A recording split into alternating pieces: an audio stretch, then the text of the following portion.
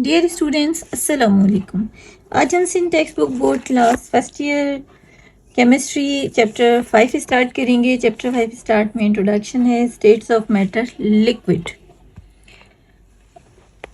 Starting में हम kinetic, molecular, interpretation of liquid and properties of liquid को जो है डिस्कस कर लेते हैं। जनरल बिहेवियर ऑफ लिक्विड, आपको मालूम है कि liquid molecules are close together having a small space between them.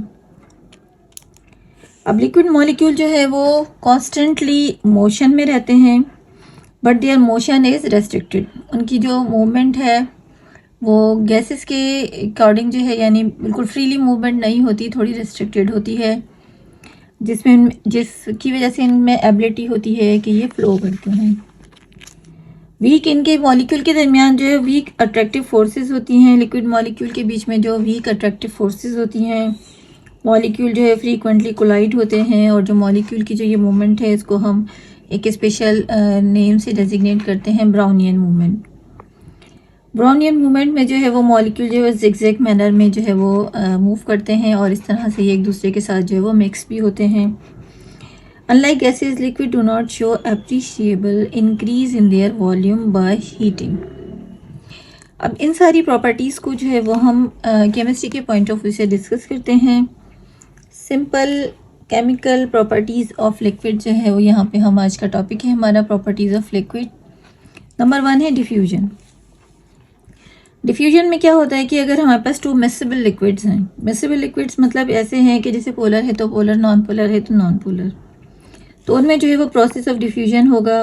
Gases के कंपेयर में जो लिक्विड में जो डिफ्यूजन का प्रोसेस होता है वो थोड़ा स्लो होता है, क्योंकि गैसेस जो है उनमें जो मॉलिक्यूल हैं उनका बहुत गैप बहुत ज़्यादा होता है, वो फ्रीली मूव कर सकते हैं, फेयर उनमें जो है वो गैप होता है, और जो है लार्ज डिस्टेंस की वजह से वो ईजीली मिक्सअप हो जाते हैं, कोलाइड होते हैं। जो मॉलिक्यूल लिक्विड के हैं उनके दरमियान इंटरमॉलिक्यूलर गैप होता है, स्मॉल इंटरमॉलिक्यूलर गैप होता है, और due to small intermolecular gap liquid जो है मॉलिक्यूल्स जो डिफ्यूज़ होते हैं वो होते हैं स्लोली।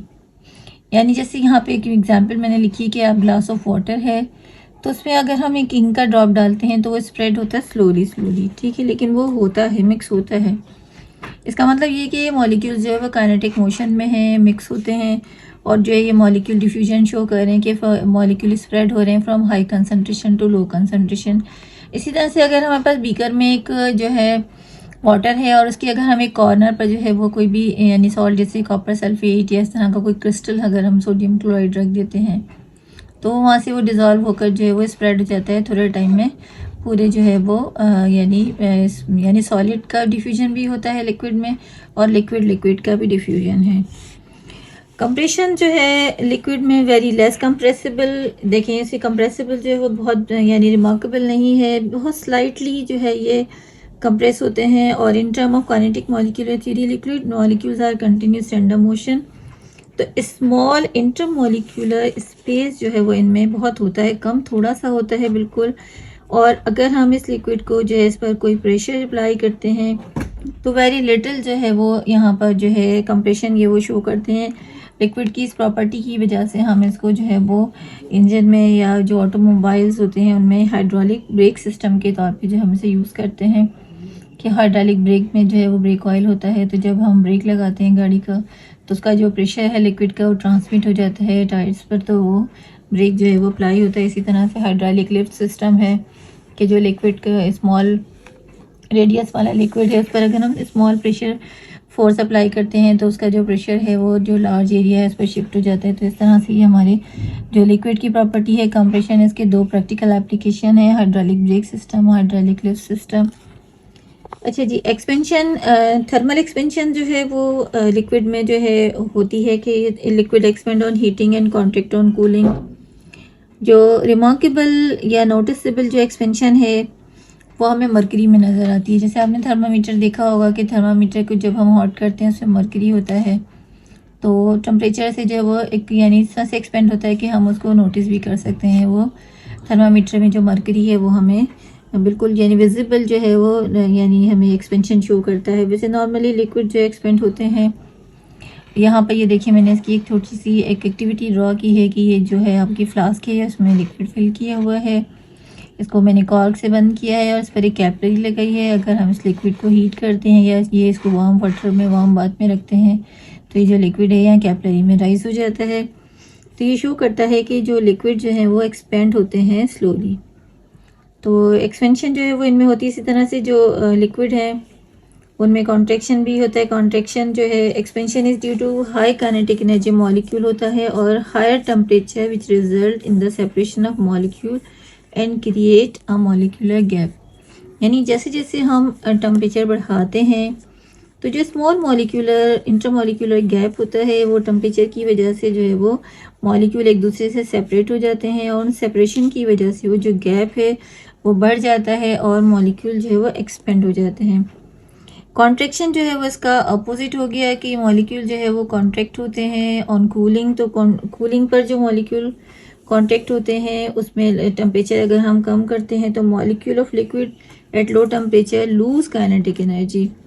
उनकी काइनेटिक एनर्जी मॉलिक्यूल की नॉर्मल से रिड्यूस हो जाती है, वो क्लोज आ जाते हैं और वो रिड्यूस हो जाती हैं। यानी कि अगर हम इस फ्लास्क को आइस बाथ में रखेंगे या फ्रीज में रखेंगे तो ये जो लिक्विड में कैपिलरी में राइज हुआ है ये ड्रॉप हो जाएगा। तो शो करेगा कि मॉलिक्यूल जो है लिक्विड्स जो हैं वो contract on cooling and expand on heating. तो ये एक नॉर्मल फिनोमेना है इसका। मॉलिक्यूलर मोशन जो है वो लिक्विड में मॉलिक्यूलर का जो मोशन है liquid molecule moves randomly in all possible direction. यानी कि कोई डायरेक्शन कोई फिक्स नहीं है कि वो राइट लेफ्ट या परपेंडिकुलर वर्टिकल हॉरिजॉन्टल, वो रैंडम डायरेक्शन में जो है वो मूव करते हैं, ऑल पॉसिबल डायरेक्शन में मूव करते हैं। उनके दरमियान बहुत थोड़ा सा जो गैप होता है और अट्रैक्टिव फोर्सेस भी होती हैं।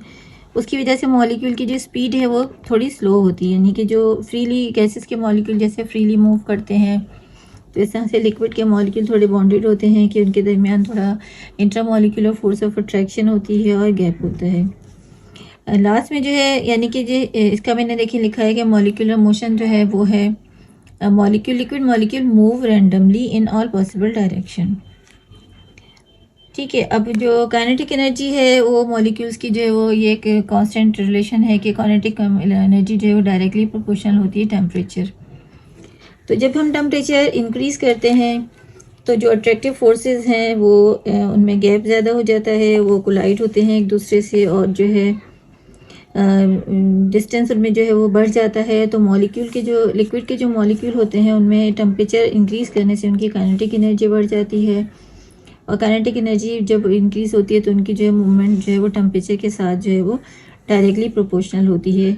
अगर राइजिंग टेम्परेचर ब्रेकडाउन होता है तो अट्रैक्टिव फोर्सेस जो है वो इंक्रीज़ हो जाती हैं।